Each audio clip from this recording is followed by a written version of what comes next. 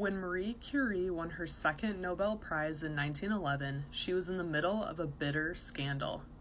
Marie had an impressive scientific career. She was the first woman to win a Nobel Prize, the first person to win a Nobel Prize twice, and the only person to win a Nobel Prize in two scientific categories, physics and chemistry.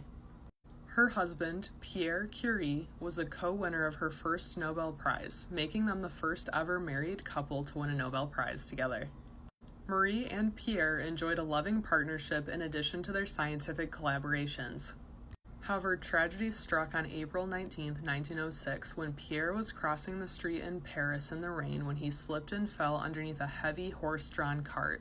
One of the wheels ran over his head and killed him instantly.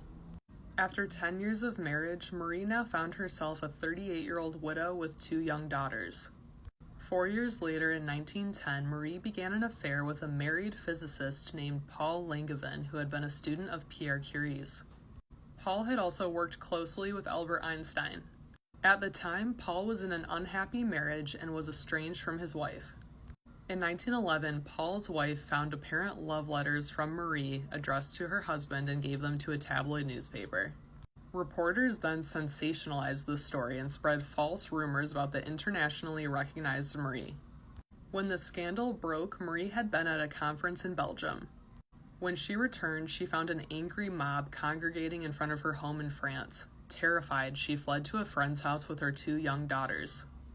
In response, Paul challenged one of the journalists who had called him a bore and a coward to a duel.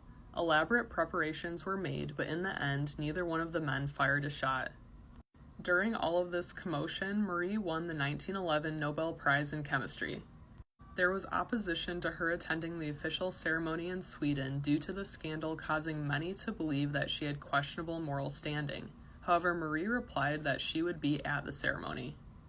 She said the prize had been given to her for her discovery of polonium and radium, and that there is no relation between her scientific work and the facts of her private life. Albert Einstein jumped to Marie's defense and said that she should still come to Sweden, writing, "If the rabble continues to occupy itself with you, then simply don't read the hogwash, but rather leave it to the reptile for whom it has been fabricated." Marie attended the ceremony and delivered her acceptance speech in Stockholm. The publicity effectively ended her affair, and Paul later reconciled with his wife. He also went on to father an illegitimate child with his secretary.